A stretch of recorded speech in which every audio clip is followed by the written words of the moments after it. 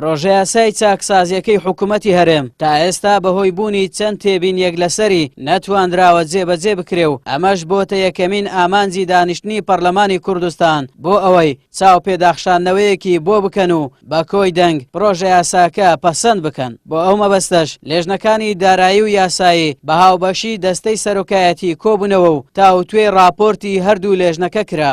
بەداخەوە هەندێک پەرلەمانتار واژۆی خۆیان سەحب کردبەوە بۆیە داواکرا کە ئەمڕۆ کۆبوونەوە ئەنجام بینەوە لەبەر گرنگی بابەتەکە هەرچەنە قسەی خۆمانمان کرد کە ئەمە نایاساییە دەبێت لە هۆڵی پەرلەمانە راپۆرتی لیژنەی یاسایی ڕەفزکرێتەوە بە قوڵکردن یا بە ڕەفزکردن لە ناو هۆڵی پەرلەمان بێت. هەموو دەرماڵەکان دەرماڵە یاسایەکان هیچی دەستکاری نەکرێت و پەرلەمان هەر هەڵی گر ئەو مادەیە بە شێوەیەک لە شێوەکان پاشەکەوتی موچە نەخرێتە بڕینی دەرماڵە نەخرێتە بری پاشەکەوتی موچەکە و لە کاتی جێبەجێکردنی یاساکەشە پاشەکەوتی موچەی فەرمانبەران هەڵگیرێ بە تەواوی لەلایەن حکوومەتی هەرێمی کوردستان. جەلسەی پەرلەمان ئەنجامەیرێ و یاساکە پێم وایە پەسەند دەکرێت. ئەندامێکی پەرلەمانیش لە لێژنەی یاسایی ڕای دەگەێنێت دانیشتنەکەی پەرلەمان سەبارەت بە چاکسازی حکوومەت هیچ دەرەنجامێکی نابێت و وەک خۆی دەڵێت تەنها کات بەڕێکردنە چونکە کۆمەڵێک یاساییتر هەن لەلایەن حکوومەتەوە تۆزیان لەسەر نیشتووە و جێبەجێ نەکراون.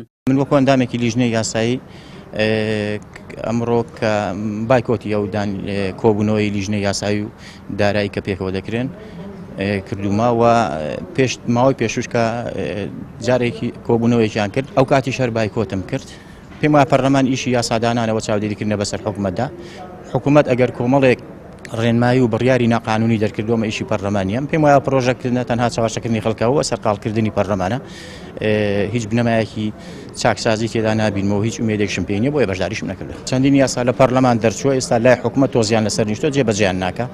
ئەم حکوومەتەش خێر ئێستا داوای پرۆژە یاسای ناردە بۆ چاکسازی کە خۆی ناقانونی ڕێنمایی و بڕیاری دەرکردووە.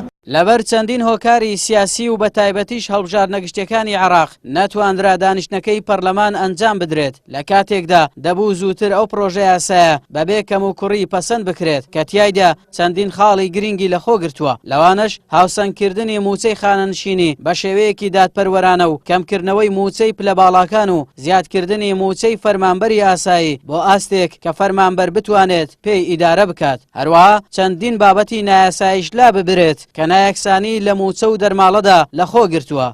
ئاراس عەزیز کەناڵی پێام هەولێر.